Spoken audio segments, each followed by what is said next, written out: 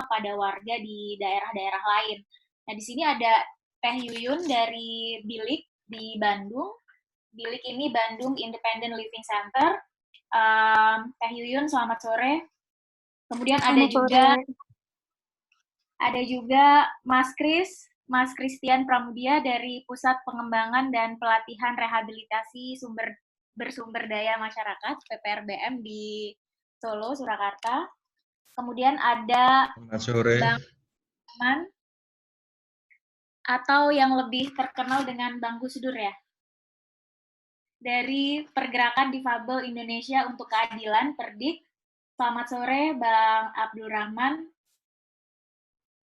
Dan yang terakhir ada Om Vincent Bureni dari Bengkel Advokasi Pengembangan dan Pemberdayaan Kampung atau Bengkel APEK di Kota Kupang, Nusa Tenggara Timur. Jadi daerahnya cukup memencar gitu ya, beragam.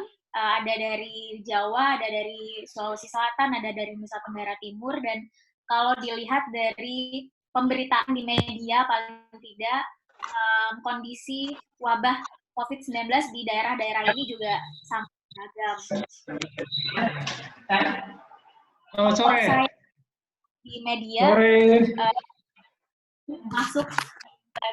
masuk dalam satu provinsi yang dengan jumlah kasus COVID-19 tertinggi gitu ya setelah Jakarta. Di Jawa Barat itu ada 559 kasus dengan total yang meninggal 45 orang, satu sembuh. Yang paling sedikit yang join di diskusi ini dari NTT ya, baru kalau saya nggak salah baca berita yang positif 1 orang. Meskipun demikian juga pemerintahnya sudah mengambil langkah-langkah. Nah, sebelum kita ke tema utama, yaitu bagaimana program jaring pengamanan sosial ini berdampak terhadap penyandang disabilitas, termasuk pelibatan dalam proses perencanaannya. Saya ingin lempar forum dulu, pertanyaan dulu. Bagaimana sih sebenarnya kondisi di daerah-daerah sekarang, di masing-masing daerah terkait dengan wabah COVID-19, bagaimana wabah itu sejauh ini berdampak terhadap kawan-kawan difabel di sana. Nah, bebas aja siapa yang mau sharing duluan. Mungkin dari yang terjauh, Perdik atau Apek. Bang Abdul Rahman, gimana? Ya, baik. Terima kasih. Sebelumnya sudah membuka forum diskusi ini. Jadi memang kita melihat bahwa dampak dari wabah virus COVID-19 ini cukup merasa ya, cukup dampaknya kepada kawan-kawan difabel betul-betul cukup berdampak di Sulawesi Selatan, pada khususnya di Kota Makassar. Karena kenapa saya bilang berdampak? Karena berdampak di faktor ekonominya kawan-kawan. Karena kita tahu sendiri beberapa kawan-kawan difabel atau disabilitas, kalau kita melihat bahwa mereka sehari-hari pekerjaannya sebagai pekerjaan harian, seperti ada tukang pijat, ada penjahit, terus teman-teman juru parkir.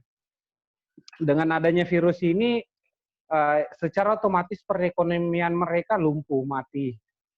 Kenapa saya mengatakan bahwa lumpuh? Karena untuk katakanlah untuk sebagai teman-teman contoh teman-teman kusta yang hampir saya rasa 5-60% itu kehidupannya dari juru parkir.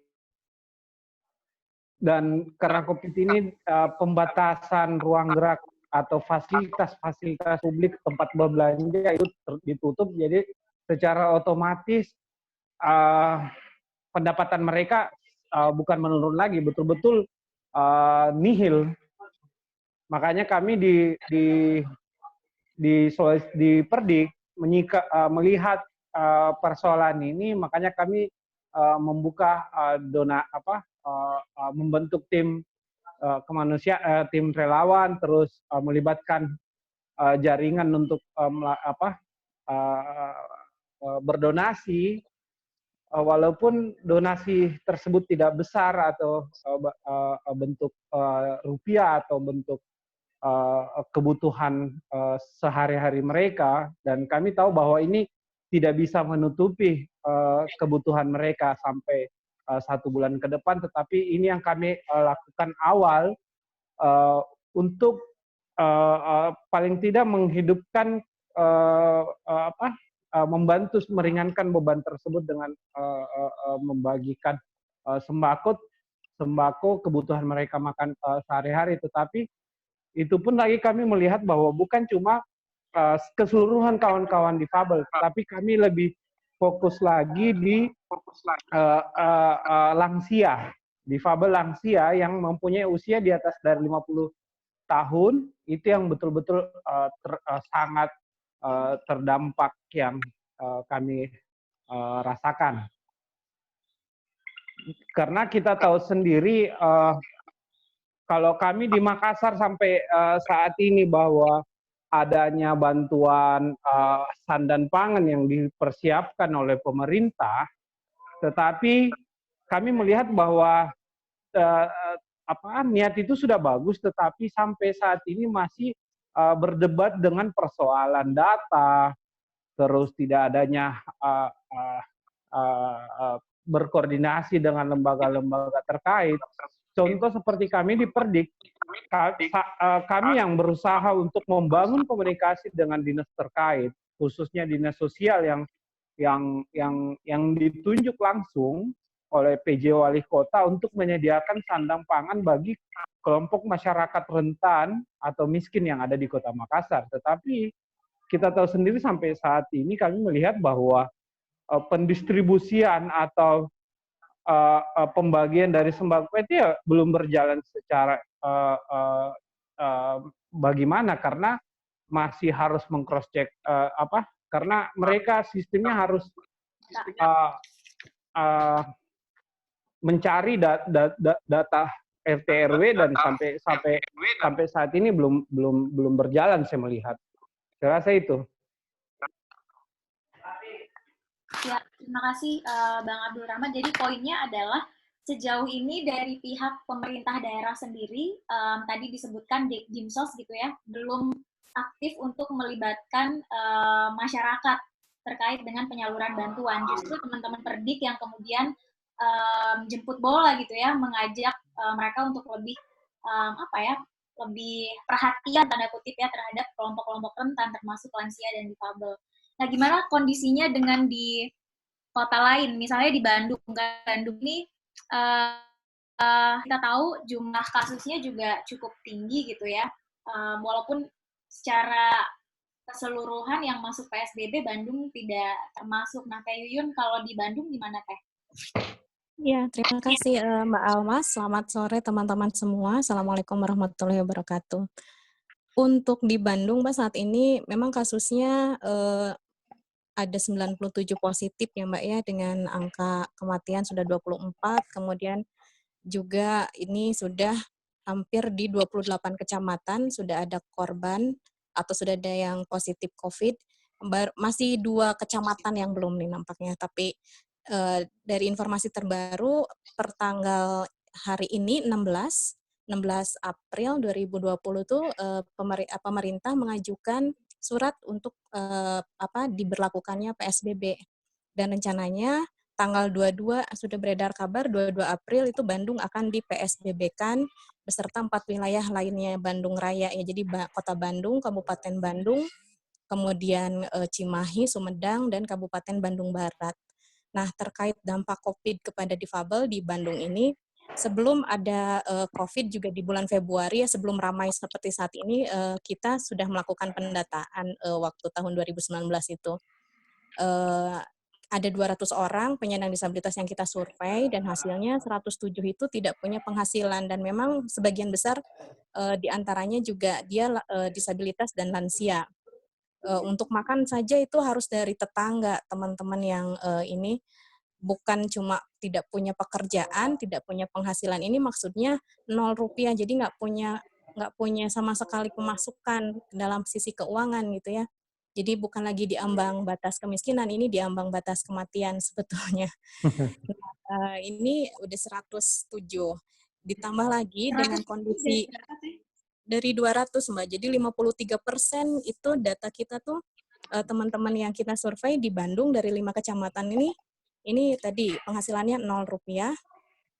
Walaupun misalnya kalau ada yang 20 karena dari memijat begitu ya, dia dapat sebulan 20.000 itu kita bilang punya penghasilan, tapi ini benar-benar 0 rupiah. Nah, terus kemudian setelah dampak COVID, ini teman-teman tuli juga banyak yang jadi ojol di Bandung ya. Ini juga menurun penghasilannya dan cukup banyak juga yang menginformasikan terjadi penurunan penghasilan. Kemudian beberapa teman-teman netra yang punya pekerjaan untuk memijat, baik itu dia gabung dalam panti pijat ataupun bekerja secara individu, ini juga sudah hampir berapa ya? 2 sampai 3 minggu ini berhenti begitu ya, tidak bekerja lagi. Sebelumnya dia datang tapi kliennya cuma 1-2 orang gitu ya, dan akhirnya kebijakannya pantinya menutup pelayanan sementara sampai entah kapan begitu ya. Nah, kemudian juga beberapa kegiatan di organisasi seperti DPO yang punya support pendanaan dari donor, ini juga tidak semua donor memahami bahwa anggaran yang ada atau sisa anggaran kegiatan seharusnya itu ketemuan di lapangan, ini bisa di-switch ke kegiatan-kegiatan yang sifatnya bisa dilakukan dari rumah atau di WFH gitu, work from home. Nah, ini juga jadi kendala, ada penghentian gajinya teman-teman di beberapa LSM.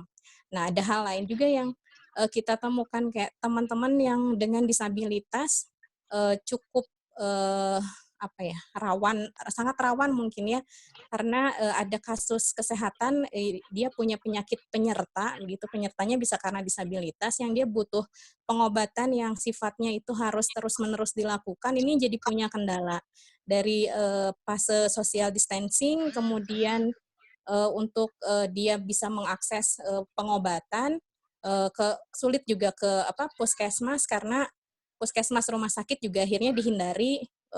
Banyak juga informasi yang beredar bahwa malah di situ jadi sarang COVID begitu ya, jadinya sulit untuk mau mengakses ke sana, mencari orang yang bisa mengantar pun jadi sulit. Nah, ini pengobatannya ada yang terhenti, ada juga yang jadi sangat minim gitu, sebisa-bisa dilakukan di rumah gitu. Nah, ini yang juga jadi mengkhawatirkan gitu. Nah, kalau untuk data lainnya, Bilik sedang melakukan kolaborasi dengan teman-teman DPO lain, melakukan rapid assessment bagaimana dampak COVID-19 kepada penyandang disabilitas seluruh Indonesia. Kita mencoba mengambil peran di Provinsi Jawa Barat ini untuk bisa melakukan asesmen cepat begitu bagaimana dampak kepada penyandang disabilitas. Yang jadi ini juga jadi sebuah pemikiran di angka dia terkena angka yang dipublikasi oleh pemerintah itu juga nampaknya datanya tidak data terpilah, dia data umum begitu ya, data terpilah disabilitas maksud saya. Kalau misalnya jenis kelamin itu sudah ada, di rentang usia sudah ada, tapi berapa banyak kemudian penyandang disabilitas juga yang terkena COVID atau dia jadi ODP atau PDP juga itu tidak ditemukan di 2 aplikasi, baik aplikasi yang punya Kota Bandung di namanya aplikasi Pusikov ya, ada juga yang di aplikasi Pikobar itu punyanya Jabar, itu sama-sama nggak ada data terpilah untuk penyandang disabilitas. Kemudian ada informasi lainnya dari teman-teman jaringan, ada yang menginisiasi terbentuknya kampung siaga. Nah, kampung siaga ini ternyata ketika dicoba ditelusuri juga untuk isu pendataan dan pendistribusian bantuannya juga ini belum ada spesifik untuk prioritas kepada penyandang disabilitas gitu. Ini baru pada siaga untuk di sekitar RW atau di sekitar tingkat RT dan RW ya, RW sih kebanyakannya Mbak. Jadi masih nampaknya banyak luput penyandang disabilitas ini. Di sisi lain juga ini punya efek beberapa DPO atau organisasi penyandang disabilitas ini akhirnya jadi ramai-ramai membuka posko penerimaan bantuan. karena perlu juga mencari secepat mungkin begitu ya solusi agar bisa membantu teman-teman yang lainnya. Jadi di Bandung juga ada yang akhirnya bekerja sama dengan beberapa pesantren, kemudian ada yang kerjasamanya juga dengan beberapa LSM ataupun dengan beberapa NGO lain untuk melakukan penggalangan dana secara mandiri, penggalangan bantuan secara mandiri. Jadi di sini ada peran penting juga nampak sebetulnya bisa dilihat oleh pemerintah bahwa DPO sudah punya satu peran kunci sebagai aktor yang ia bisa juga melakukan pendataan dan pendistribusian bantuan yang sifatnya itu sangat bisa dipertanggungjawabkan ya, dan saya rasa tepat sasaran begitu, Mbak. Ya, oke. Kak Yuyun, nanti mungkin kita bisa lebih jauh membahas soal bagaimana pemerintah daerah di Bandung, termasuk di tingkat provinsi, yaitu Jawa Barat, mengantisipasi persoalan dampak COVID terhadap ekonomi warga gitu ya. Karena saya tahu Gubernur Jabar, Ridwan Kamil, juga sudah mengalokasikan anggaran, kalau nggak salah tuh 2,8 triliun ya, 2,8 triliun, dan salah satunya dipergunakan untuk bansos. Nah, ini nanti mungkin akan lebih menarik kalau kita bahas bagaimana kelompok difabel, teman-teman difabel di sana dilibatkan dari proses pendataan, kemudian perencanaan, dan lain-lain. Tapi sebelum itu, saya juga ingin tahu dulu kabar di Solo. Solo juga sudah ada konfirmasi positif COVID ya, bahkan sejak awal-awal kemarin, bulan Maret. Gimana Mas Kris keadaan di Solo dan dampak wabah ini terhadap teman-teman difabel di sana? Silakan Mas Kris. Terima kasih Mbak Almas. Jadi kalau melihat COVID di Solo, mungkin kita lebih tidak hanya di Solo ya, tapi di Jawa Tengah, di Solo Raya. Yang terjadi sampai dengan saat ini mungkin terkait dengan yang pertama terkait dengan edukasi kepada teman-teman itu yang masih sangat minim. Jadi yang menjadi persoalan bagaimana pencegahan yang harus dilakukan oleh masyarakat maupun teman-teman difabel itu sendiri masih sangat minim. Yang berikutnya mungkin kaitannya dengan pencegahan juga yang teman-teman yang memakai alat bantu. Jadi yang memakai alat bantu, kursi roda, kerak dan sebagainya, ketika mereka setelah keluar rumah bagaimana mereka membersihkannya. Ini juga masih sangat rendah untuk diperhatikan oleh teman-teman menurut dari informasi-informasi yang selama ini tersedia. Jadi ini yang pertama yang mungkin masih harus terus kita lakukan untuk mengedukasi teman-teman difabel yang ada. Yang kedua, hubungannya dengan respon cepatnya. Kalau melihat dari sampai dengan saat ini, karena bantuan-bantuan yang diberikan itu sangat umum. Salah satu contoh misalnya pemberian bantuan untuk disinfektan atau apa itu kan masuknya langsung ke level RT. Jadi kalau ke individunya mungkin terdampaknya mereka karena menjadi warga di RT tersebut mungkin disemprot disinfektan dan sebagainya.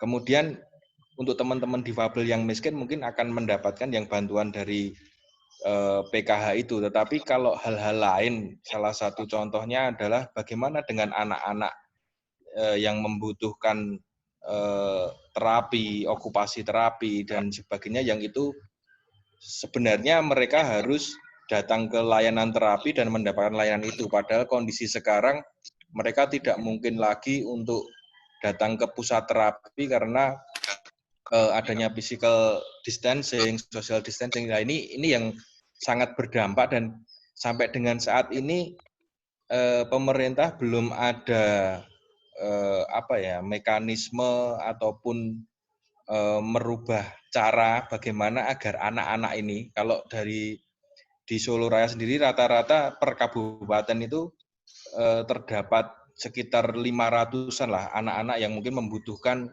layanan terapi tersebut. Nah, bagaimana kita bisa memastikan bahwa anak-anak tersebut dalam kesehariannya di rumah, orang tua ataupun keluarganya itu juga mampu untuk melakukan latihan-latihan di rumah agar anak-anak itu tidak ada kekakuan otot ataupun mungkin hal-hal lain yang untuk menunjang kestabilan dari kondisi anak-anak tersebut.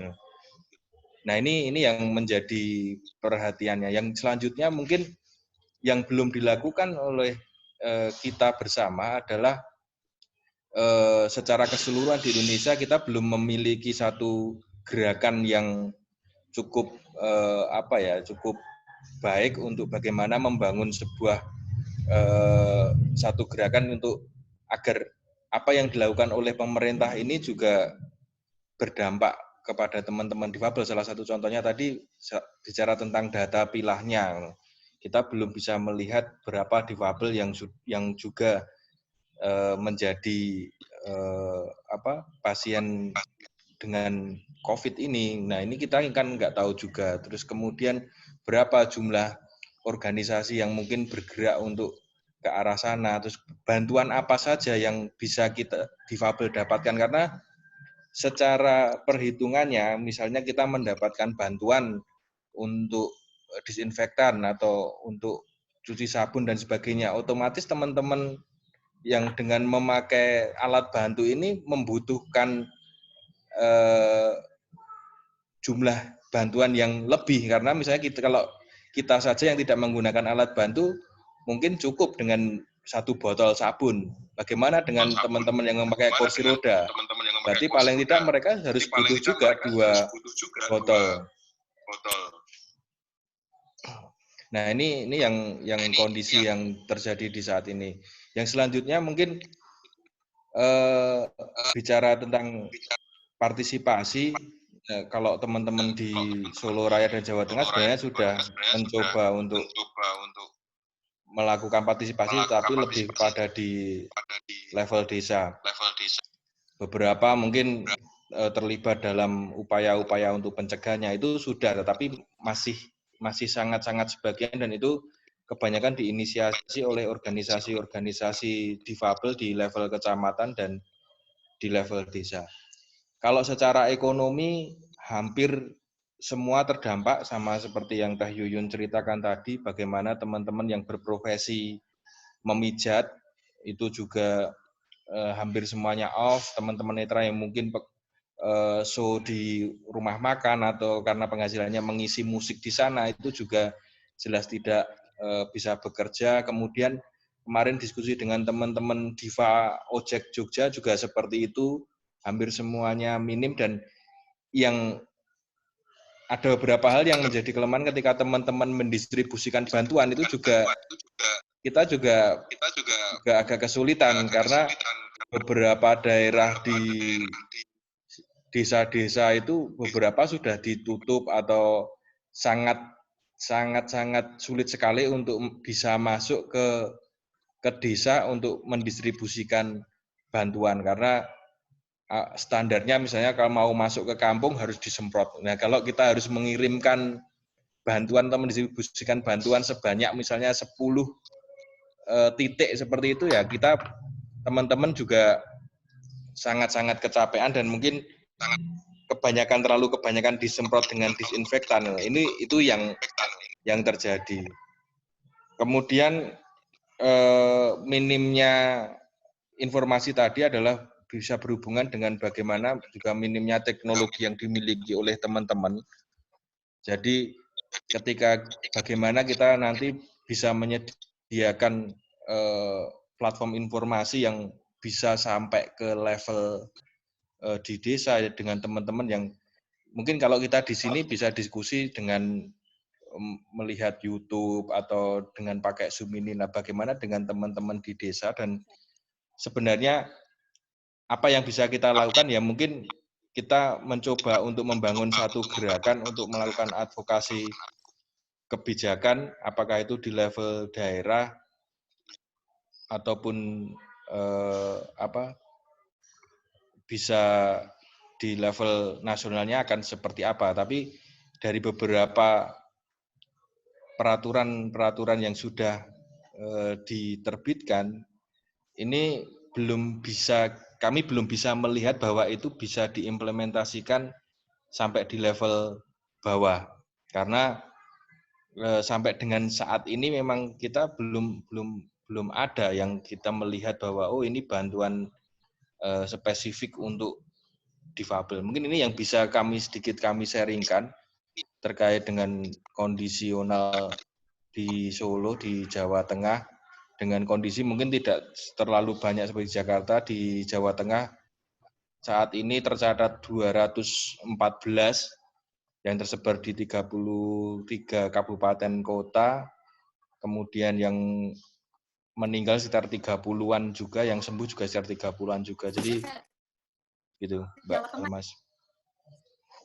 Ya, terima kasih Mas Kris. Paling tidak kalau dari paparan Bang Rahman di Selatan, kemudian tadi Teh Yuyu di Bandung, terus Mas Kris di wabah corona ini ke teman-teman penyandang disabilitas. Tadi disebutkan di sektor kesehatan gitu ya, banyak teman-teman yang butuh terapi, tapi karena ada rumah sakit penuh dengan pasien corona sehingga ada kekhawatiran dan lain-lain. Kemudian tadi dampak di sektor ekonomi, meski ini juga berdampak pada banyak pihak gitu ya, tidak hanya teman-teman penyandang disabilitas, tapi karena sebagian besar penyandang disabilitas juga bergantung pada sektor ekonomi formal seperti tadi dijelaskan, ada yang menjadi tukang parkir, kemudian pijat, jahit, dan lain-lain, itu kemudian sangat berdampak bagi ketahanan ekonomi penyandang disabilitas. Kemudian yang ketiga, karena tadi ada isu soal keterbatasan ekonomi, keterbatasan informasi yang diberikan oleh pemerintah untuk bagaimana penyandang disabilitas bersikap di tengah pandemi ini, itu juga menjadi soal. Misalnya tadi Mas Kris meng-highlight soal orang tua sampai sekarang juga belum diberikan informasi atau panduan bagaimana menangani anak berkebutuhan khusus agar kemudian tetap bisa ototnya tidak bermasalah dan lain-lain. Kemudian tadi juga soal dampaknya masih secara keseluruhan soal bagaimana pencegahan dan penanganan COVID itu juga dirasa masih bermasalah begitu ya, khususnya untuk teman-teman penyandang disabilitas. Nah, satu lagi nih Bang Vincent di Kupang, walaupun kasus COVID-19 belum banyak gitu ya di sana, dan semoga juga tidak banyak, dan penanganannya juga semakin bagus. Ini gimana sejauh ini? Apakah misalnya pemerintah juga sudah mengeluarkan kebijakan-kebijakan pencegahan ataupun penanganan di sana, Bang Vincent? Silakan. Ya, baik. Terima kasih. Selamat sore untuk kita semua ya. Selamat sore. Ya, saya lagi mau hidupin video tapi nggak bisa. Oke, saya pakai ini aja. Pertama, seperti Almas tadi sampaikan bahwa NTT ini kira-kira akhir Maret atau awal April itu baru jelas masuk dalam wilayah merah ya. Wilayah merah. Oh, sudah merah. Ya, jadi NTT adalah provinsi yang kedua dari terakhir masuk dalam wilayah merah ya. Artinya bahwa kita juga sudah ada yang positif seperti Almas tadi sampaikan, itu perkembangannya. Ya. Nah, karena kondisi itu kemudian bagaimana respon pemerintah kita? Hampir semua daerah, kabupaten, termasuk kota yang kita dampingi, itu punya respon.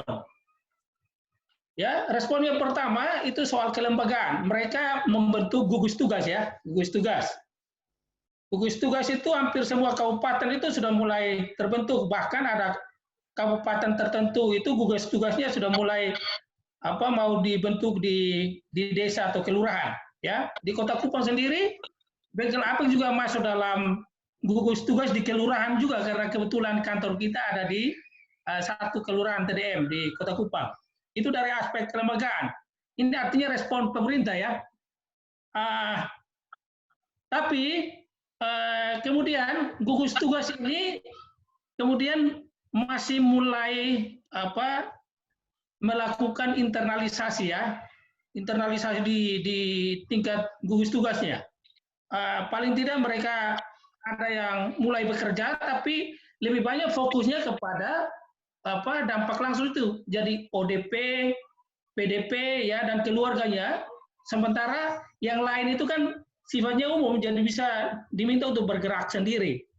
Dari kebijakan anggaran di Kota Kupang misalnya, itu pemerintah kota sudah mengalokasikan 500 miliar untuk penanganan COVID ini ya, termasuk dampaknya. Tapi ketika kita menanyakan peruntukannya untuk apa, ya, itu kemudian masih tertutup ya, masih tertutup apa peruntukannya dari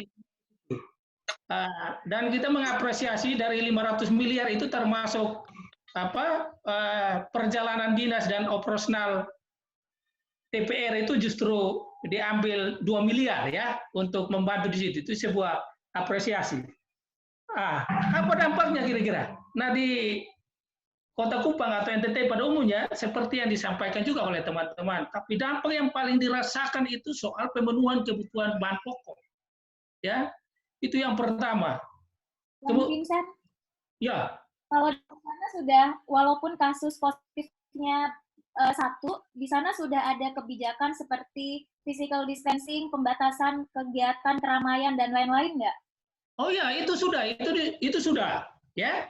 Itu dengan sendiri ya, itu sudah ada pembatasan-pembatasan itu oleh pemerintah provinsi maupun kabupaten. Sekalipun memang di daerah tertentu memang masih cukup mobilisasi ya, karena kebutuhan seharian warga itu yang kemudian pemerintah juga masih coba mengelola situasi ini, sehingga ada penegasan seperti DKI Jakarta itu belum terjadi PSBB itu kan. Kita di NTT masih ada buka ruang untuk bandara dan laut bisa diakses khusus bahan pokoknya ya, khusus bahan pokok. Di udara lebih banyak penumpangnya masih bisa dibuka. Itu kira-kira ya. Nah, bagaimana mengatasi dampak ini, teman-teman di NTT pada umumnya ya, kebijakan untuk realisasi bansos itu masih diperuntukkan kepada teman-teman yang selama ini sudah ada data di PKH atau bantuan tunai, ya, di bantuan tunai, atau kepada keluarga dan juga warga yang terindikasi, ya, terindikasi masuk dalam OPD dan DPD, ya, DPD, sehingga hampir nyaris kita tidak mendengar seluruh kabupaten di NTT ini memberikan satu statement kebijakan afirmatif bagi teman-teman penyandang disabilitas, ya, tidak ada kebijakan afirmatif itu, pengecualian, ya. Dia seperti teman-teman tadi sampaikan bahwa sifatnya masih netral dan umum, berlaku untuk semua. Nah, kalau teman-teman di tempat lain mungkin kalau faktor ekonominya, ya, teman-teman disabilitas kita sudah bisa bekerja usaha ekonomi. Di NTT mungkin agak berbeda ya, mereka tidak sampai sebagai pengusaha gitu ya. Dan karena itu memang harus ada kebijakan afirmatif, tapi itu justru tidak terjadi, ya. Nah, apa soalnya? Sekarang yang menjadi soal penting di NTT, kita juga baru mendiskusikan itu adalah ini soal data terpilah, ya, yang ada di data Dinsos provinsi. Tadi baru kita cross check ke dinas provinsi, itu masih menggunakan data yang ada di Kementerian Sosial. 1045 orang disabilitas. Ya. Itu artinya data itu fungsinya bahwa selama ini data itulah yang bagi mereka yang mendapatkan PKH atau bantuan tunai. Nah, sementara ada di daerah-daerah tertentu ada variasi penemuan datanya justru melampaui data yang ada sekarang. Misalnya tadi yang terjadi di TTU itu berdasarkan data pemilu itu di TTU itu 2000. Tetapi yang sekarang disampaikan itu 1000 lebih. Itu yang menjadi dinamika soal data di NTT. Dan karena itu memang sekarang ini kita juga berkoordinasi dengan berbagai pihak. Tadi juga dari Komisi Keterbukaan Informasi Daerah, ketuanya Pak Pius Reka sendiri, untuk terus mendorong agar supaya data dan informasi ini terus diupdate dan diinformasikan ke publik. Karena ini menjadi hak setiap warga negara untuk mengetahui itu. Karena data yang ada kan jumlah saja, bukan by name by address. Sekalipun dari BPS sendiri tadi juga mengatakan bahwa itu adalah bagian dari kode etik.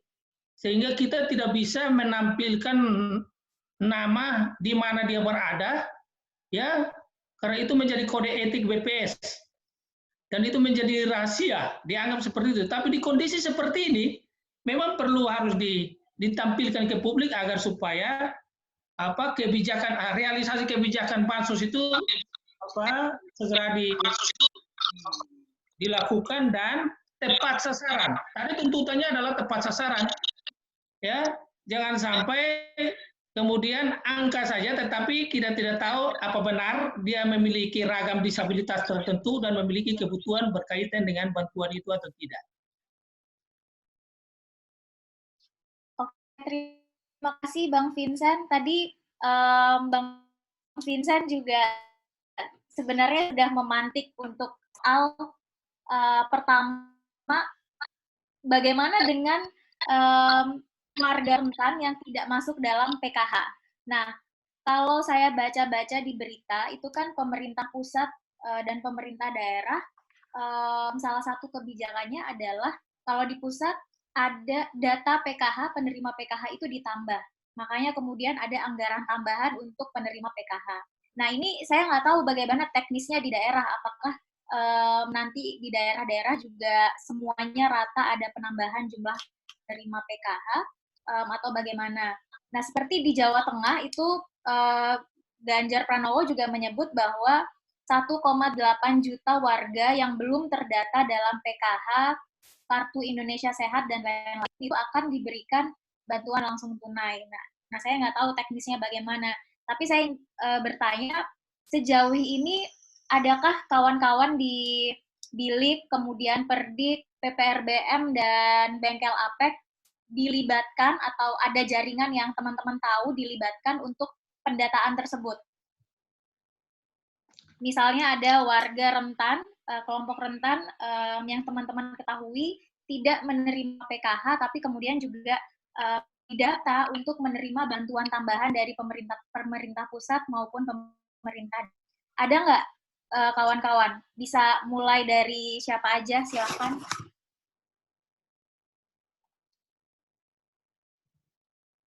Ya, kalau berkaitan dengan NTT ini soal keterlibatan kita ini kan masing-masing kita teman-teman jaringan itu kan masing-masing punya data sendiri, ya kan?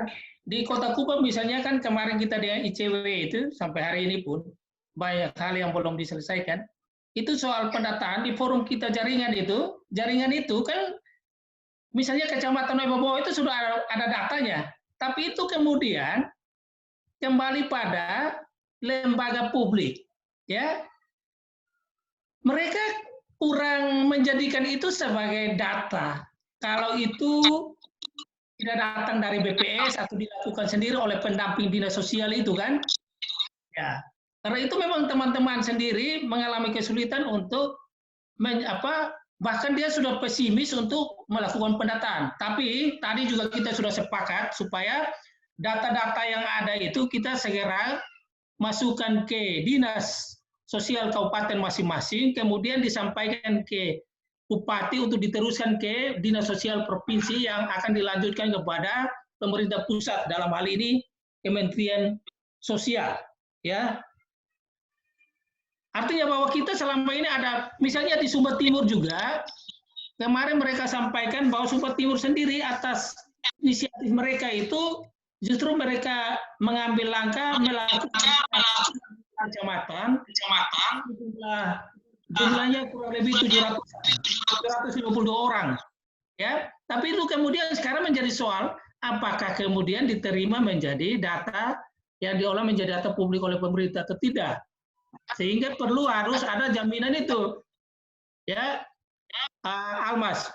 Dan kalau bisa Almas, kita harusnya memulai, kalau misalnya bengkel APK ada sisa dana dari kerjasama ICW ini, di kondisi COVID seperti ini, kita libatkan teman-teman jaringan untuk segera melakukan pendataan versi seperti itu.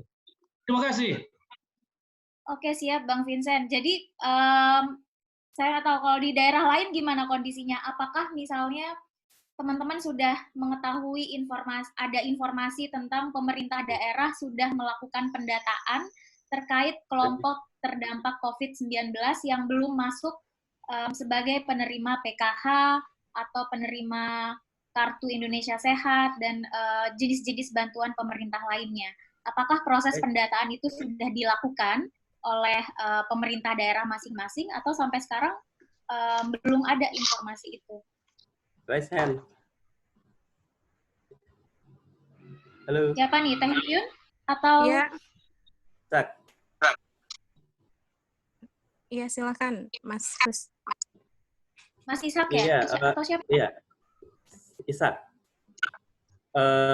Saya sepakat dengan Om Vincent tadi, dan menurut saya data itu harus kita lihat sebagai sebuah aspek politik. Jadi data itu harus dimiliki oleh organisasi disabilitas. Kalau pemerintah sudah miliki, kita harus rebut data itu. Kenapa? Karena itu data publik. Dan data seperti itu dalam kondisi COVID-19 sekarang, seperti yang Om Vincent bilang, itu wajib diberikan kepada pihak-pihak yang berkepentingan untuk melindungi masyarakat, misalnya organisasi disabilitas. Nah, kami di Perdik kebetulan melakukan perebutan data itu. Jadi data pertama yang kita rebut itu adalah data KPU. Data KPU itu ada nomor induk kependudukan atau nomor KTP.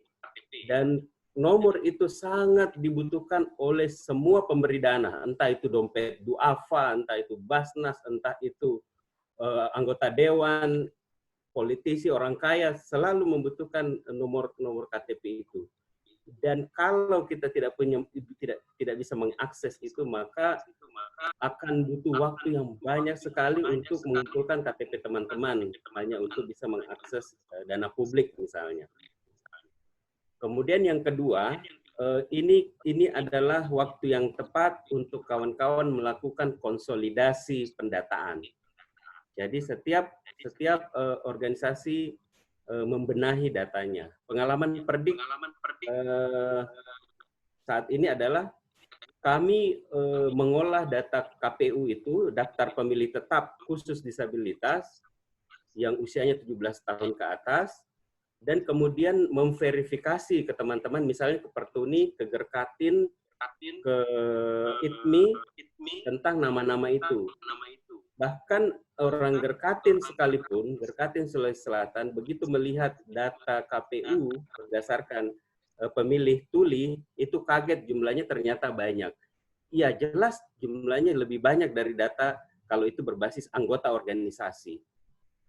Anggota organisasi mungkin sekitar 500-an seluruh Sulawesi Selatan. Tetapi data KPU bisa sampai 4.000 sampai 500 tuli.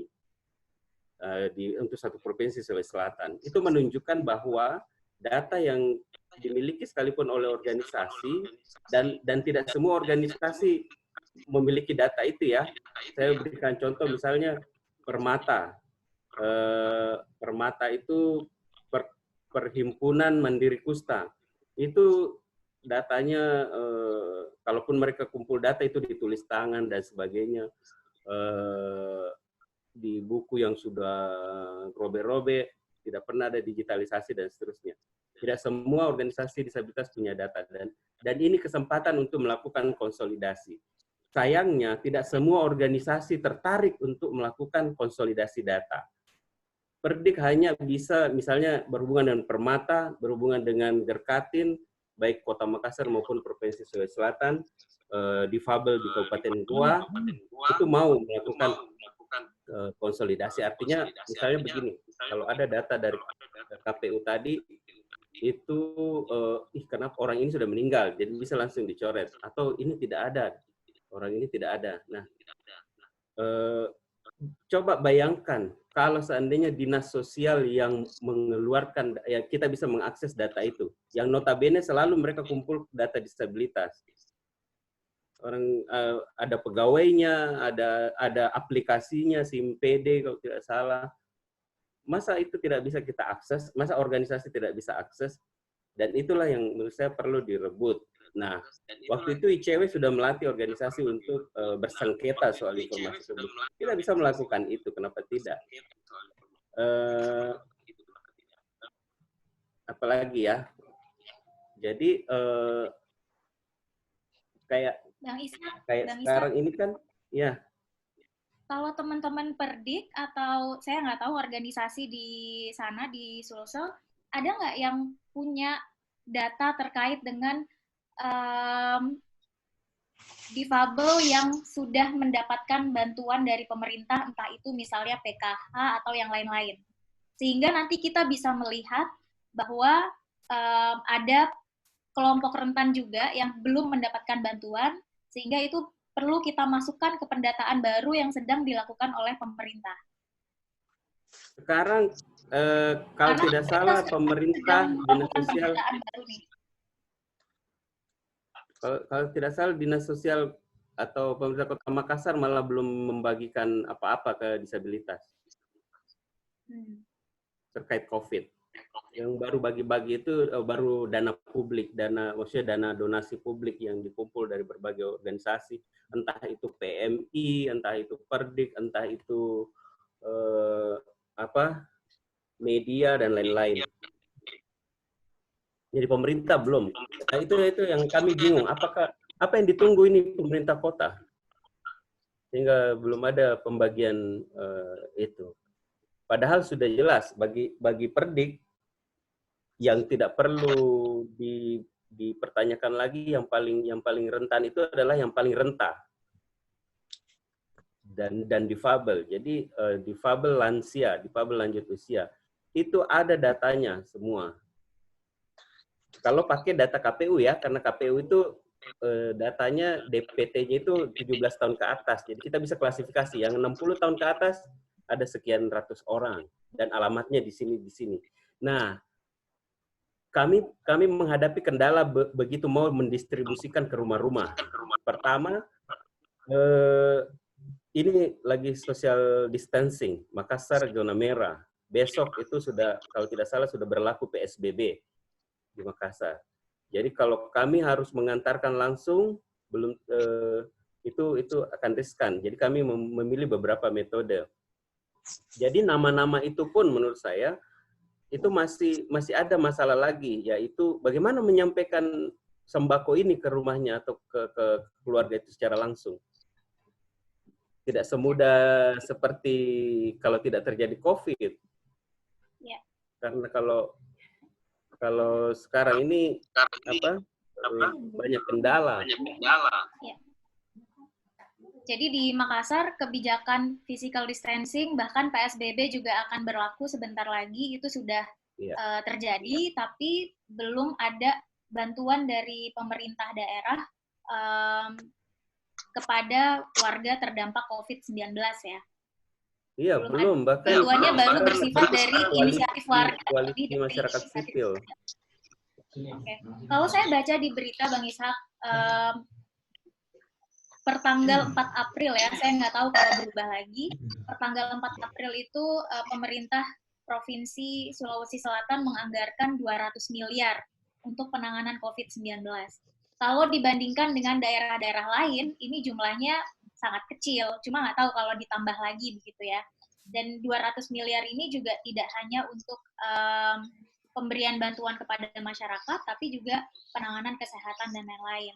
Nah, kita mungkin nanti perlu follow up gitu ya, ke dinas sosial atau ke dinas-dinas terkait, bagaimana penyaluran bantuan dari pemerintah provinsi maupun dari kabupaten kota kepada warga terdampak COVID-19.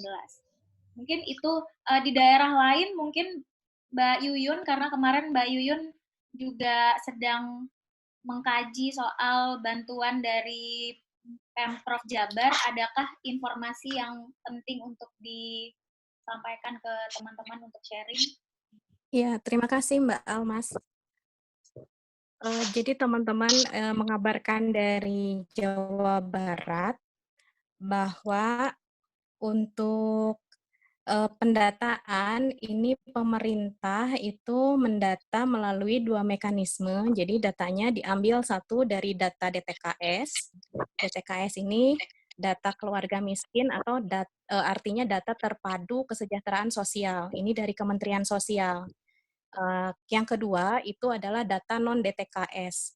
Nah, non-DTKS ini yang disebut dengan data keluarga rawan miskin baru.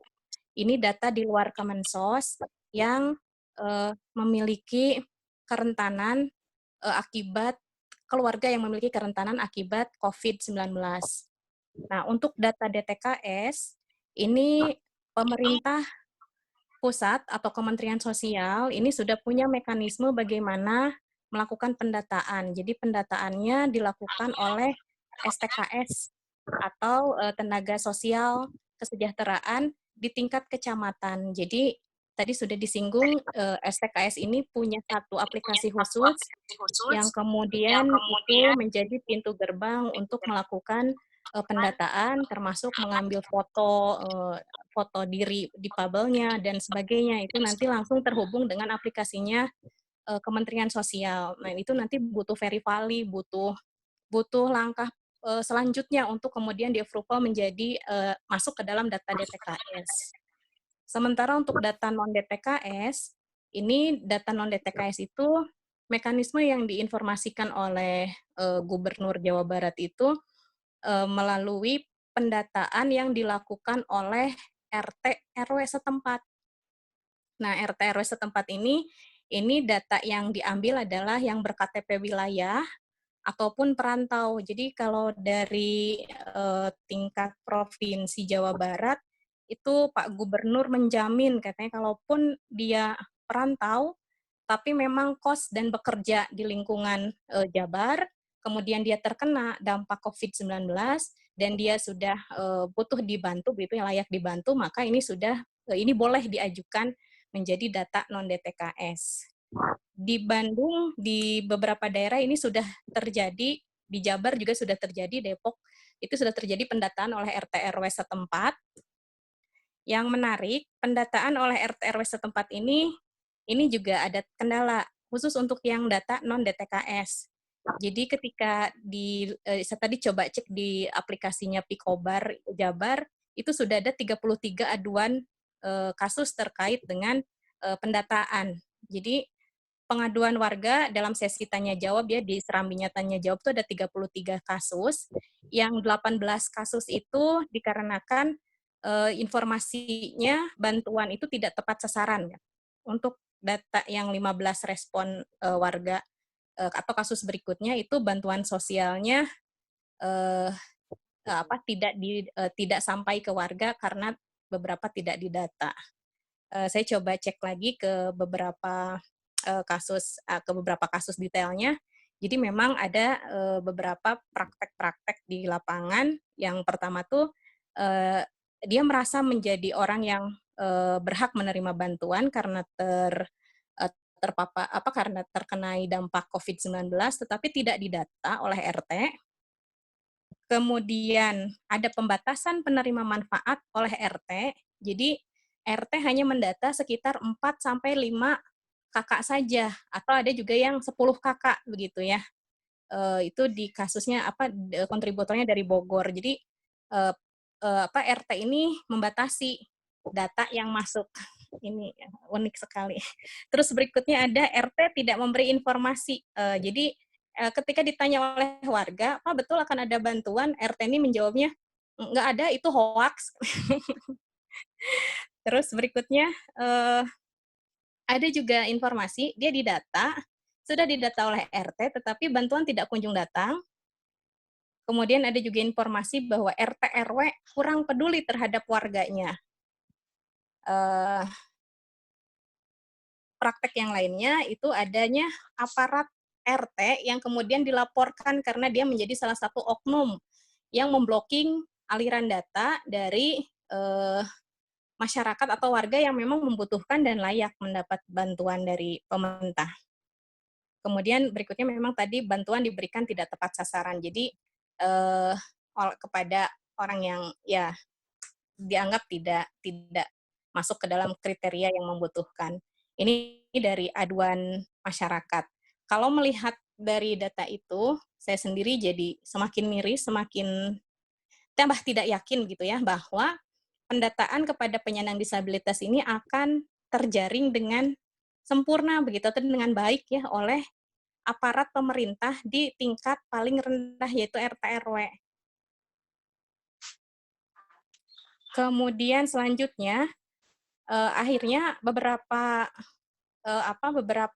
organisasi DPO ini melakukan pendataan secara mandiri karena memang rata-rata DPO berbasis anggota punya data.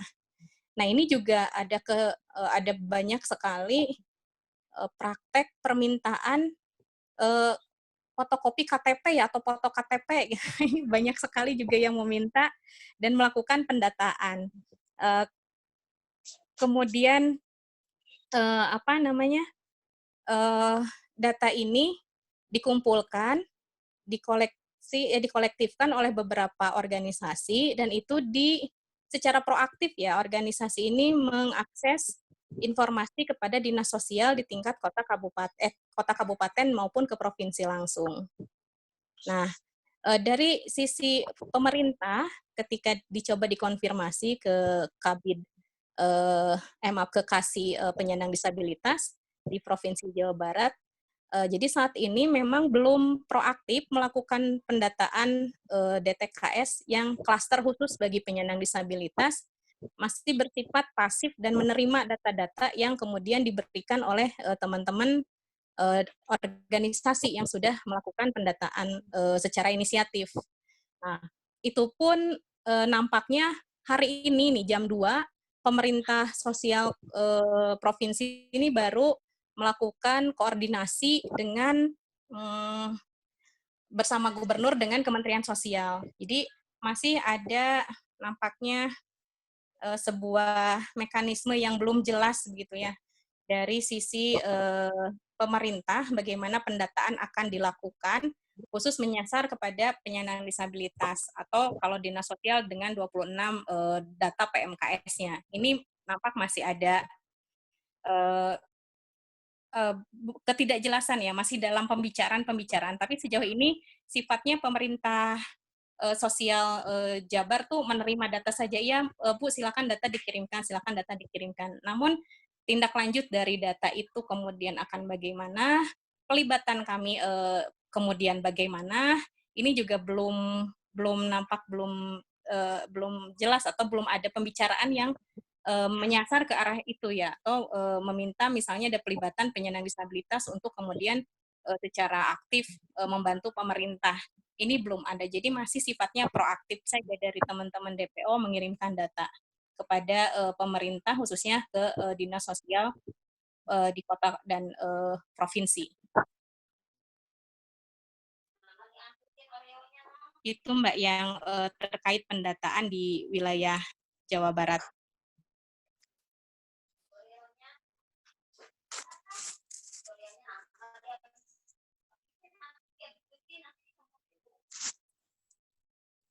Ada warga terdampak COVID-19 hanya saja masih, ini pendataan sudah dilakukan ya Teh ya? Sudah, di sebagian wilayah sudah Mbak, RT sudah bergerak untuk melakukan pendataan.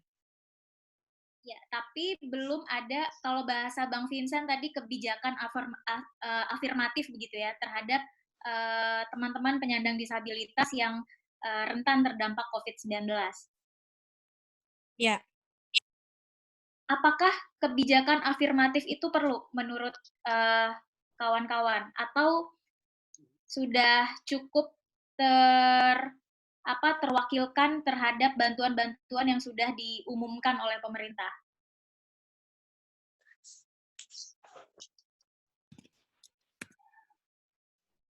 Gimana Teh Yuyun? Boleh ikut sharing. Ya, siapa Teh? Saya nggak bisa ngelihat yang wave angkat tangan gitu ya di sini.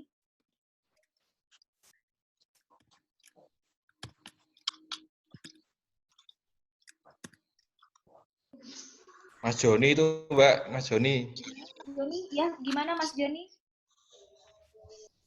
Boleh ikut. Mas Joni bukan ya? Halo. Iya, halo. Silahkan Mas Joni. Ya, menarik diskusinya, dan saya rasa memang ini dua hal yang saya rasa sangat penting ya. Satu, ini terkait data. Kemudian yang kedua ini terkait distribusi bantuan. Nah, saya ada beberapa poin sebenarnya. Satu, dari diskusi awal tadi, sejak awal, maaf saya terlambat, dan saya rasa yang menjadi menarik adalah sepertinya trennya kita ada pada tren kesepakatan yang sama, melihat bahwa tidak akuratnya data, baik itu data penerima jaminan sosial, terutama adalah terkait dengan mereka yang layak dan seharusnya menerima, gitu. Tapi di sisi lain ada juga yang misalnya tidak layak justru menerima, atau layak tapi kemudian banyak yang belum masuk begitu. Nah, dalam situasi pandemi seperti ini, saya rasa tidak bisa kemudian kita mengacu kepada kondisi normal. Kondisi normal yang saya maksud adalah kondisi di mana katakanlah jaminan sosial atau bantuan sosial itu diperuntukkan kepada kelompok-kelompok yang sudah ada kriterianya itu. Karena diskusi tadi saja mengkonfirmasi, dan beberapa kalau dari katakanlah rapid assessment yang sedang dikerjakan, sedang teman-teman kerjakan itu, kebetulan saya juga mewawancara sendiri beberapa orang. Mereka yang tadinya mampu dalam artian kriteria tidak masuk dalam kriteria miskin atau penerima jaminan sosial, itu bisa menjadi sangat miskin, dan itu mungkin mereka akan pulih dalam waktu yang cukup lama, gitu. Setahun, 2 tahun, kita nggak tahu. Hanya dalam waktu katakanlah 2 bulan COVID ini, gitu. Kita belum tahu ini akan berlangsung berapa lama. Jadi saya rasa yang harus dibangun kemudian adalah bagaimana sistem dan mekanisme penyaluran bantuan ini kemudian tidak didasarkan pada penerima bantuan sosial dalam kondisi normal itu. Nah, sayangnya sepertinya itu perspektif di banyak pihak, baik itu di pusat maupun daerah gitu. Senin kemarin misalnya saya ikut salah satu webinar yang ada salah satu pejabat Kementerian Sosial, dia masih mengatakan bahwa penerima bantuan itu mengacu pada data PMKS yang ada gitu. Nah, ini kan sangat disayangkan. Nah, sehingga yang mungkin bisa dibangun adalah, saya rasa mekanisme umpan balik itu menjadi sangat penting gitu. Dalam situasi seperti ini kan sebenarnya yang sangat dibutuhkan adalah ada datanya, kemudian orangnya ada, informasinya valid, kemudian itu harus bisa dieksekusi gitu.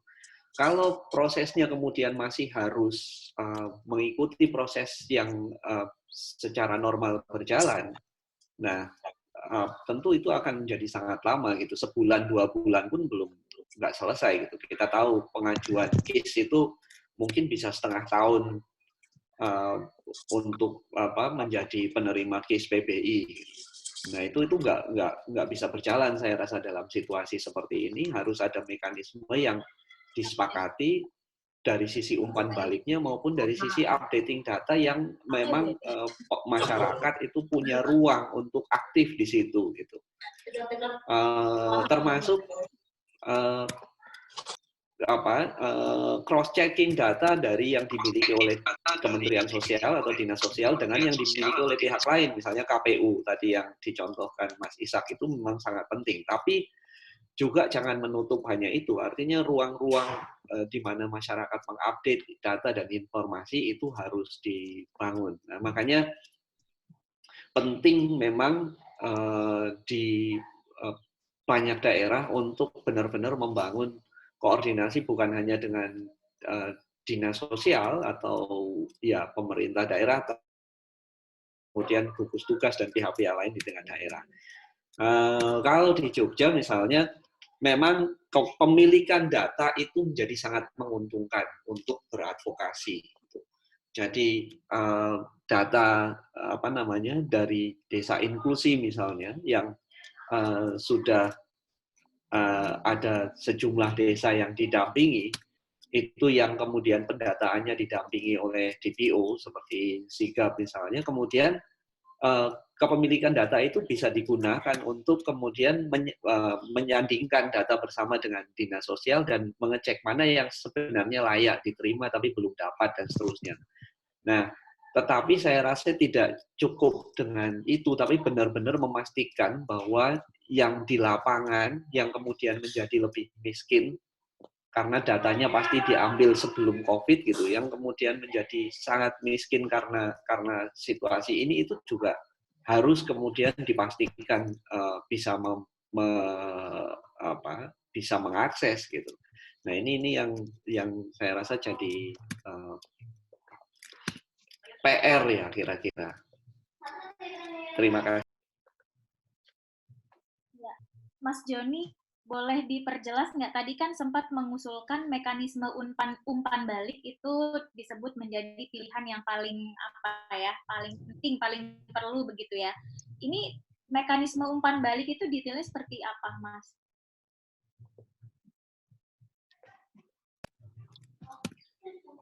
Ya, jadi ini mekanisme umpan balik yang termasuk salah satunya kemudian merespon data. Jadi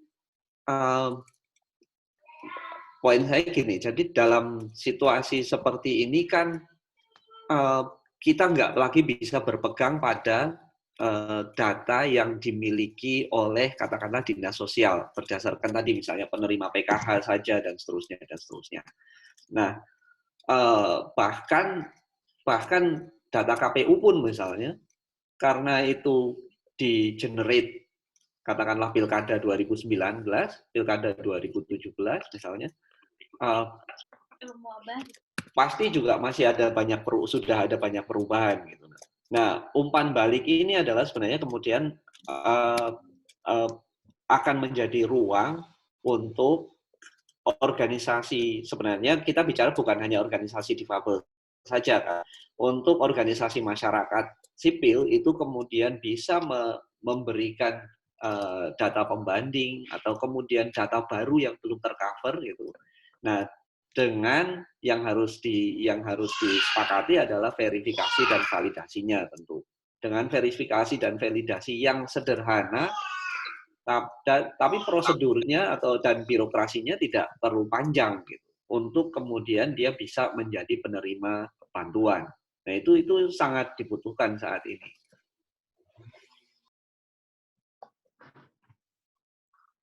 Ya, terima kasih Mas Joni sharingnya, insight-nya. Adakah teman-teman yang lain ingin memberikan tanggapan atau berpendapat, bertanya? Saya persilahkan. Saya sepakat dengan Joni tadi ya, Almas. Ya. Ya, jadi yang Almas tadi tanya di sesi ini soal apakah penting afirmatif, salah satunya syarat afirmatif itu karena situasi, kondisi. Ini yang disebut dengan afirmatif. Karena itu prosesnya tidak bisa berbelit-belit lagi atau pakai standar normal. Yang kedua, afirmatif itu adalah bahwa yang jelas paling rentan itu adalah disabilitas, sehingga tidak bisa disamakan dengan kelompok yang menerima bantuan selama ini yang ada prasyarat-prasyarat yang normatif atau standar atau normal, tapi dia dalam situasi yang berbeda. Karena itu harus dilakukan pendataan dan prioritaskan kepada disabilitas sebagai kelompok yang paling rentan, gitu, sebagai salah satu kelompok yang paling rentan. Jadi afirmatifnya di situ, dua hal itu. Terima kasih. Iya, terima kasih Bang Vincent. Ini ada pertanyaan di kolom chat. Mungkin teman-teman yang di sini paham gitu ya dan bisa menjawab. Ini dari Ibu Astuti. Beliau tidak bisa lanjut bergabung karena kuota. Ini bertanya soal kebijakan nasional kartu prakerja. Saat ini kan kartu prakerja prioritas untuk korban PHK ya. Gimana dengan difabel yang bekerja di sektor informal, padahal pekerjaan difabel rata-rata adalah sektor informal. Bagaimana pengawalan untuk masalah ini? Adakah teman-teman yang tahu informasi terkait dengan distribusi kartu prakerja? Di sini, kalau yang saya baca sih, kartu prakerja itu untuk yang belum atau pernah bekerja. Jadi yang belum bekerja pun begitu ya, atau pernah bekerja di sektor yang tidak disebutkan begitu oleh pemerintah, itu bisa mendapatkan bisa terdaftar sebagai penerima kartu prakerja dengan kriteria-kriteria yang lain. Tapi memang tidak ada pengkhususan untuk kelompok-kelompok tertentu, misalnya difabel atau kelompok rentan yang lain. Ini belum ada pengkhususan seperti itu. Teman-teman yang lain apakah bisa menambahkan?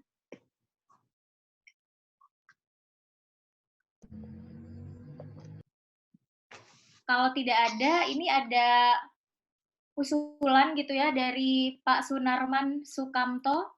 Saya mengusulkan agar setelah online meeting ini ada identifikasi dan konsolidasi data empirik atau faktual terkait dampak COVID-19 di masing-masing wilayah, baik dampak kesehatan maupun sosial ekonomi. Kemudian dikanalisasi menjadi sebuah gerakan evidence-based advokasi kebijakan ke pemerintah pusat, daerah, dan desa, dan diamplifikasi dengan media massa dan media sosial. Mungkin Perdik dan Sigap bisa sharing tentang proses rapid assessment yang sudah dimulai. Nah, gimana nih? Kalau ICW, tindak lanjut dari diskusi kita sore hari ini, sebenarnya kita ingin semacam membuat policy brief atau usulan gitu ya kepada pemerintah, khususnya di daerah terkait dengan distribusi bantuan sosial. Karena sekarang ini bansos juga jumlahnya ditambah, tidak hanya untuk yang terdaftar dalam penerima PKH, KIS, kemudian kartu sembako dan lain-lain, tapi jumlahnya ditambah. Nah, poin krusialnya kemudian bagaimana pemerintah melakukan pendataan untuk penambahan penerima ini. Apakah kelompok-kelompok terdampak COVID-19, salah satunya misalnya teman-teman difabel, itu juga dilibatkan di dalam proses pendataan ini atau tidak, agar kemudian tidak terjadi tadi kekhawatiran teman-teman, Bang Vincent menyebut jangan sampai salah sasaran gitu ya. Kalau datanya nggak valid, ya gimana bantuan kemudian bisa didistribusikan tepat sasaran. Nah, mungkin ini yang perlu kita highlight ke depannya, proses pendataan bantuan sosial yang dilakukan oleh pemerintah daerah. Teman-teman, Mas Kris, ada tambahan kah atau teman-teman yang lain terkait apa yang perlu kita lakukan ke depannya terkait dengan persoalan ini? Ya, mungkin sedikit nambahkan Mbak Almas, Christian. Ya, Mas Kris, silakan. Ya, jadi ada hal-hal yang penting juga kaitannya dengan advokasi terkait dengan kebijakan untuk yang beberapa bantuan. Kita memang harus berbagi peran ya. Jadi ada yang di pemerintah pusat, karena bantuan yang sekarang ini diberikan itu ada beberapa levelnya. Mungkin kalau yang bicara tentang PKH ada 4 desil ya. Jadi desil 1, 2-nya itu kan dari pemerintah pusat. Kemudian yang desil 3, 4 yang tidak tercover oleh pemerintah pusat, kemudian itu akan di-cover oleh pemerintah provinsi. Nah, dari 4 desil itu pun, ada 4 desil itu pun kan juga belum tentu tadi disebutkan bahwa banyak sekali yang dari tidak miskin menjadi miskin. Nah, ini yang perlu kita lakukan adalah bagaimana kita membagi peran, apa yang bisa dilakukan untuk advokasi di level pemerintahan pusat, kemudian di daerah, dan terutama yang di desa. Nah, itu bagaimana kita mencoba untuk membangun kesadaran teman-teman difabel juga untuk mampu untuk melakukan advokasi di desanya sendiri. Kalau Mas Joni tadi adalah bicara tentang desa inklusi dan sebagainya itu. Nah, mungkin kalau secara jumlahnya tidak begitu banyak desa yang sudah mempraktikkan desa inklusi, bagaimana desa-desa yang belum. Nah, ini mungkin PR kita untuk bagaimana mempengaruhi untuk kelompok-kelompok yang ada di desa itu bisa memastikan teman-teman difabel yang di level desa itu juga terpenuhi untuk ini ya. Data yang ada itu semuanya seperti Mbak Teh Yuyun katakan tadi, semuanya berawal dari bawah. Nah, ini PR-nya bagaimana kita memastikan, mendorong teman-teman ini untuk kamu dapat enggak atau kamu ini. Nah, ini yang perlu kita dorong. Sembari kita juga di level pusat mungkin juga bisa memunculkan kebijakan-kebijakan yang ada. Dan mungkin Pak Maman bisa sedikit menyampaikan update-nya, mungkin Mbak Almas, di level pemerintahan seperti Pak Sunarman Sukamto dulu. Silakan. Mungkin bisa menambahkan apa yang menjadi update-nya.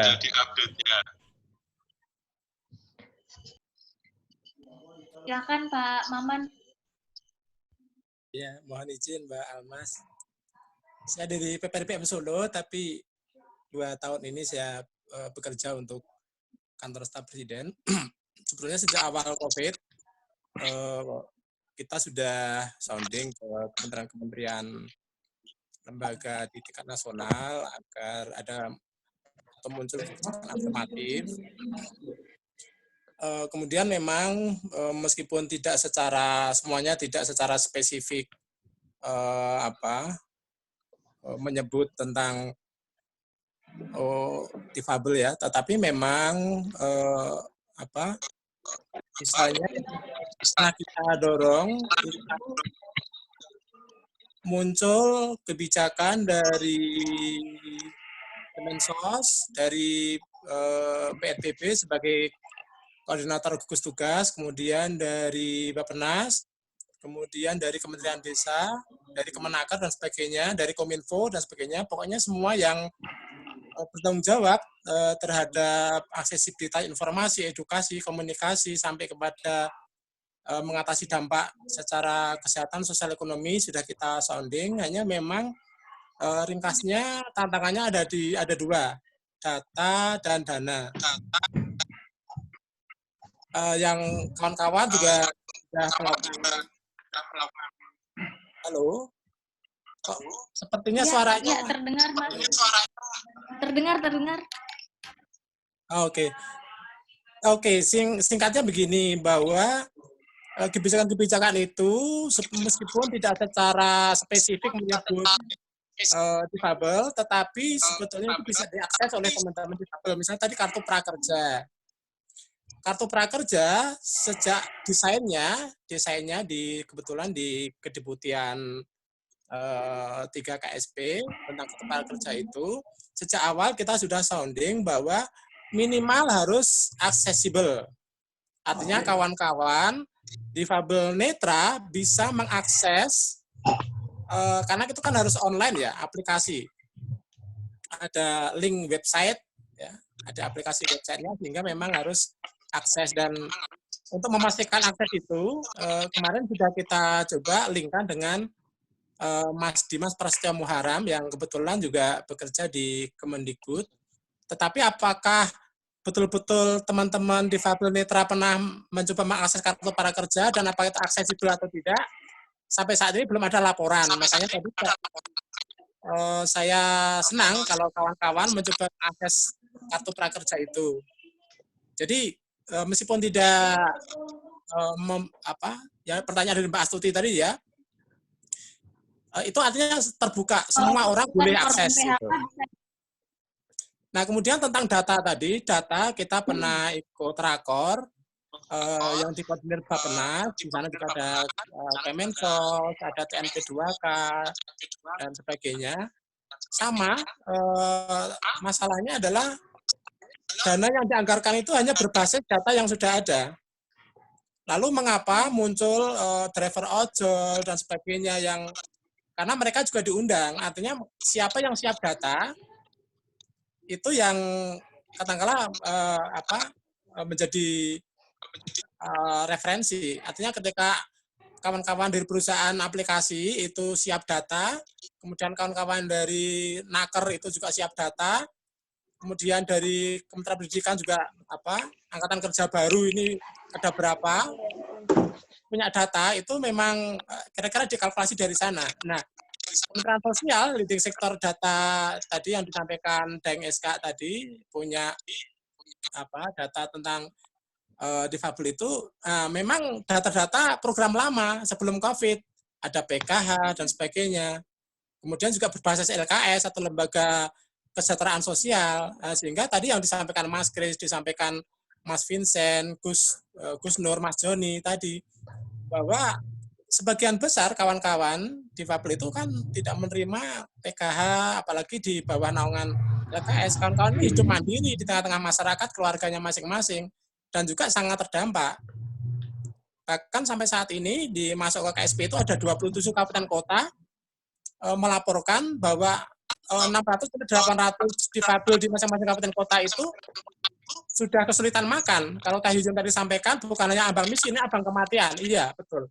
Karena kawan-kawan ini setiap hari sudah sulit makan. Nah, apa yang bisa kita lakukan tadi untuk mengatasi persoalan data, memang mau tidak mau kita harus punya data sendiri. Makanya tadi saya sampaikan, kalau bisa kita konsultasi data. Bukan hanya data jumlah, tapi juga data dampak. Yang mana saya sangat mengapresiasi inisiatif Sigap, Mas Joni dan kawan-kawan, ada Budi juga di sana, untuk ada rapid assessment itu, survei secara nasional. Karena memang itu belum ada di tingkat KL. Nah, Kemensos memang sempat mengeluarkan surat pendataan, tapi kemudian belum ada sehari, sudah disusul surat pembatalan sampai waktu tak terbatas. Kemudian diganti dengan yang disampaikan Teh Yuyun tadi, pendataan oleh TKS ya. Ya, TKS kemudian sampai ke tingkat paling bawah. Nah, sebetulnya dalam konteks Permendes dan juga ada panduannya, itu di tingkat desa itu dana desa bisa untuk respon COVID-19. Makanya sangat strategis advokasi di tingkat desa. Yang paling cepat dan paling dekat adalah tingkat desa. Dan dananya juga relatif cukup. Sementara kalau yang program-program dari tingkat nasional yang disampaikan Mas Kris itu ada 4 kategori PKH itu juga relatif terbatas.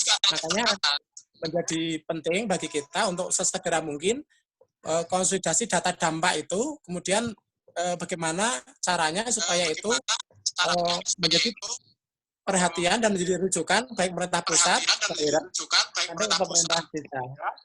Saya siap mengawal nanti. Saya senang kalau nanti policy brief yang disiapkan kawan-kawan ICW nanti bisa juga disampaikan ke kantor staf presiden. supaya juga bisa mengawalnya ke KL teknis terkait. Mungkin sementara itu dulu, Mbak Ilmas. Terima kasih. Terima kasih, saya panggilnya Pak Maman ya. Iya, Maman. Terima kasih Pak Maman responnya dan kesediaannya untuk dititipin. Nah, mungkin dari Perdik atau dari Sigap, Bang Joni bisa share nih progress rapid assessment yang tadi disebut-sebut itu seperti apa?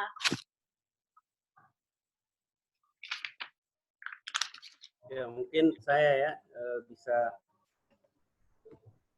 Jadi terkait rapid assessment yang disinggung Pak Maman tadi itu masih sedang berlangsung. Itu mulai 25 April, mulai dari 5 April sampai 24 April. Jadi ini sudah berjalan 1 minggu.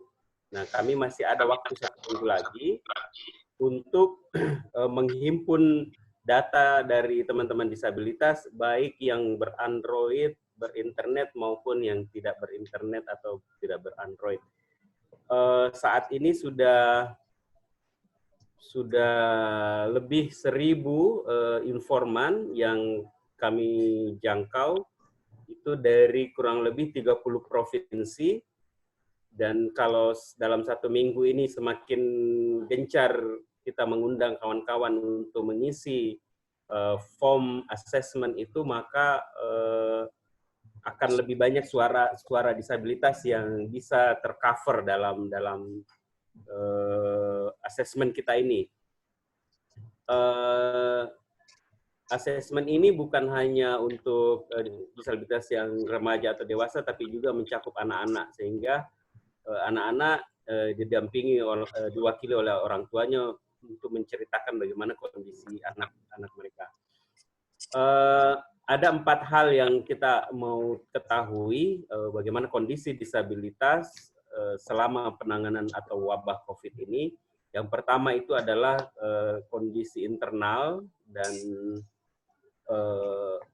mengenai respon maupun pengetahuan dia tentang COVID segala macamnya, termasuk juga aksesibilitas informasi dan media apa yang dipakai untuk mengakses informasi. Lalu melihat pada dampak.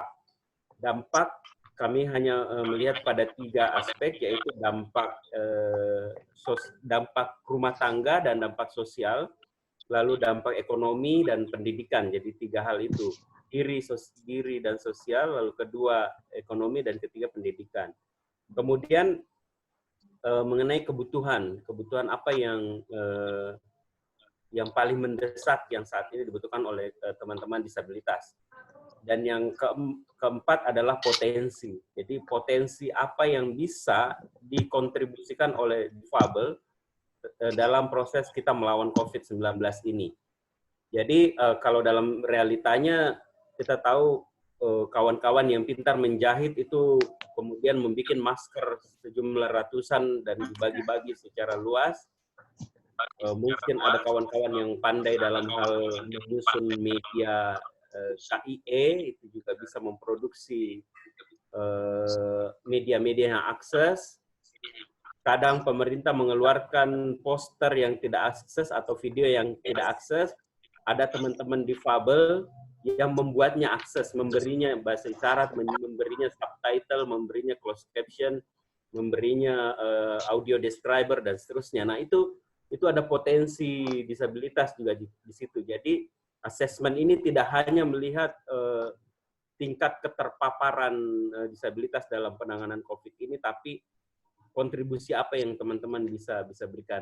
Nah, besok itu ada pertemuan yang rutin kami lakukan, namanya WebQC. Ini merupakan media atau wadah kawan-kawan berhimpun dari berbagai daerah. Biasanya temanya adalah mengupdate rapid assessment ini. Jadi saya akan mempresentasikan temuan awal dari sekitar 1.000 informan itu, kami olah dulu, kemudian presentasikan dan meminta masukan kawan-kawan kami juga mengundang dari Kemensos yang terkaitan dengan disabilitas dan COVID ini.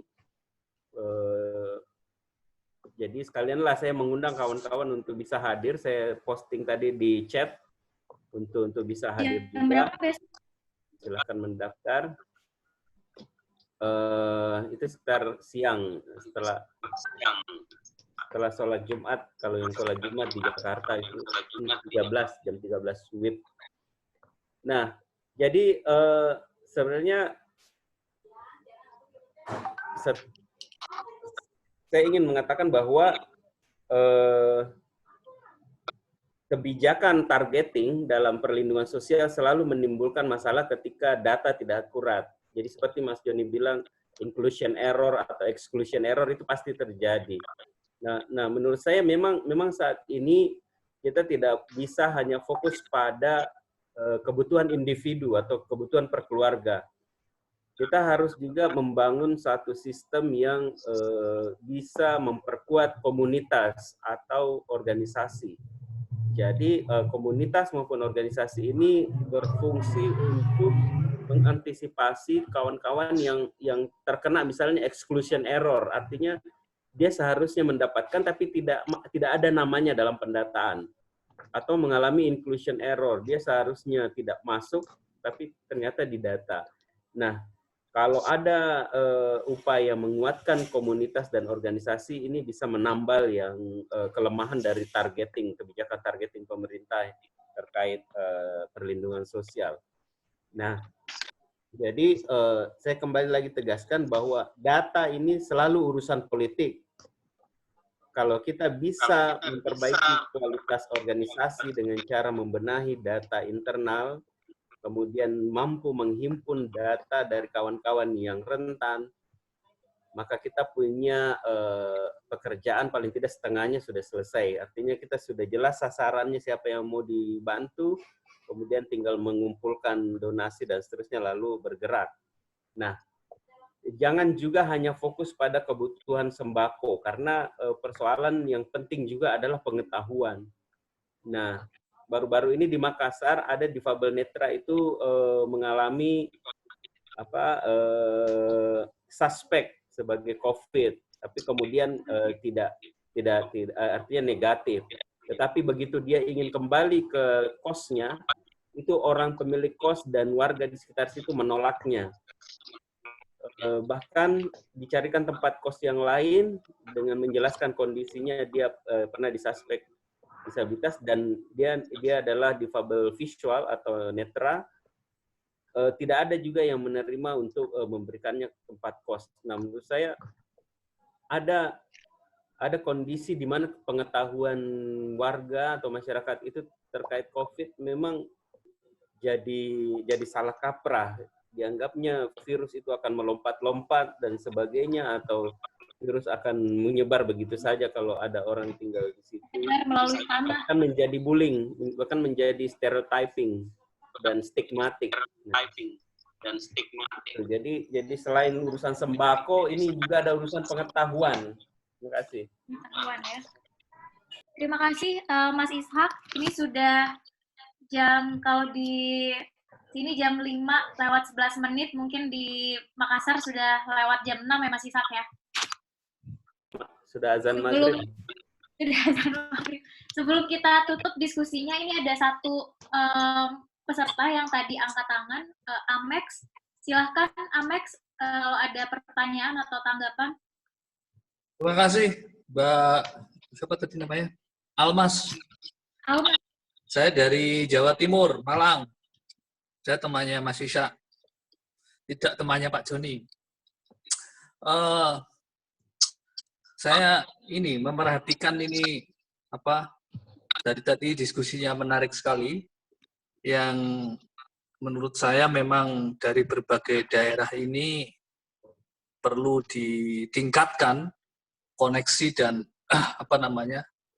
kerjasamanya antar satu dengan yang lain.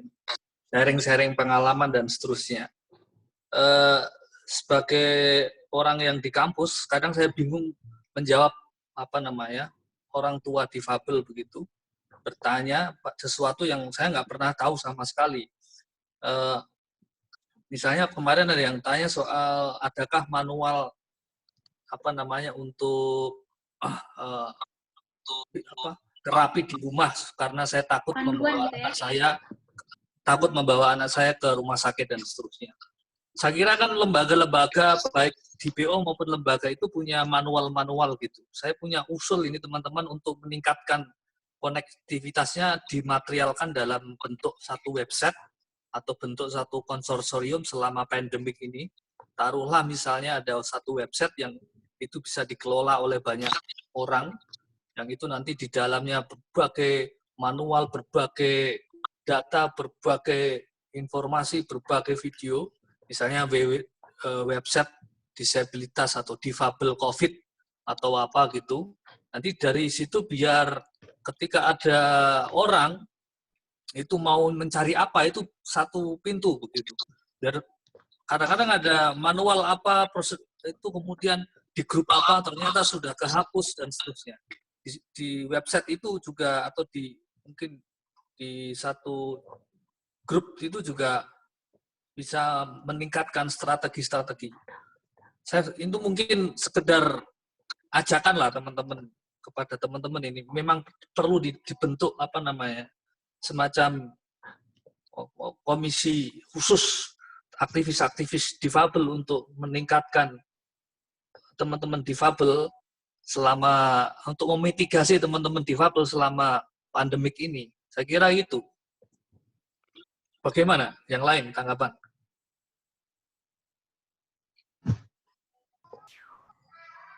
Ya, yang lain saya rasa setuju ya, harus ada konsolidasi aktivis-aktivis difabel atau yang concern terhadap isu-isu disabilitas. Tapi maaf, ini Bang siapa tadi ya? Amex.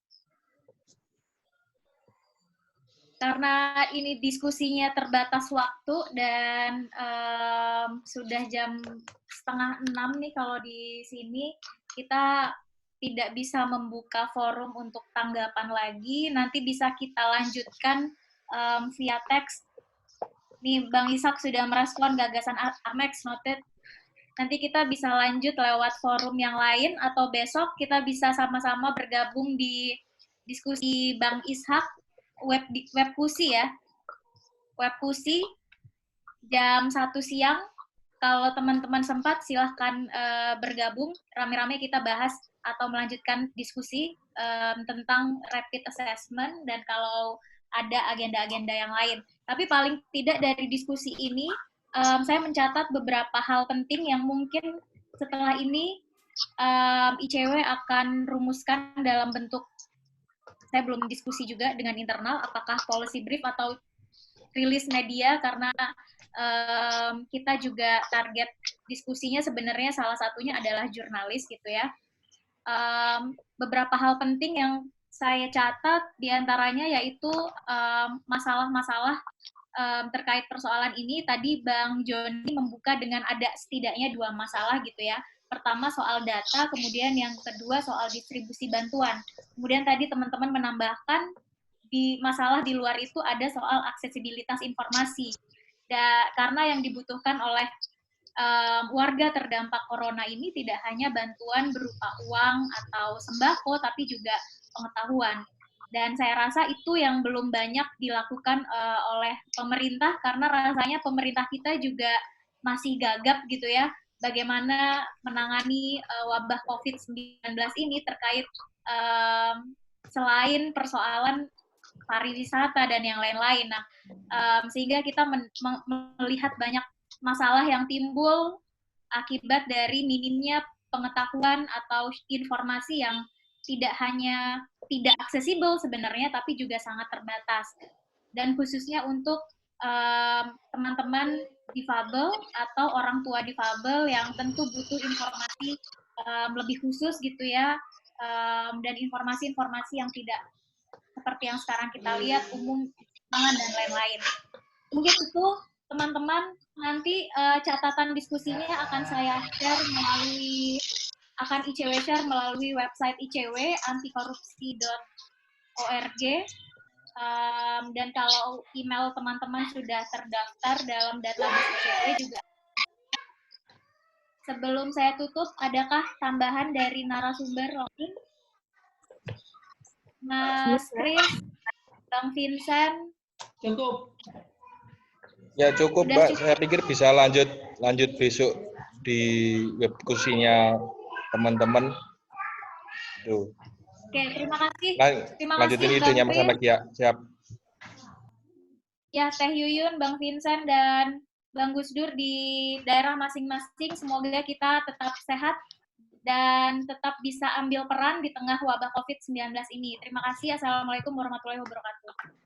Waalaikumsalam warahmatullahi wabarakatuh. Selamat sore semuanya. Terima kasih. Selamat sore, selamat tinggal, selamat bersehat, bye-bye, Mas Dodi, Mas Ishak, dan kawan-kawan lainnya. Siap, siap. Ya.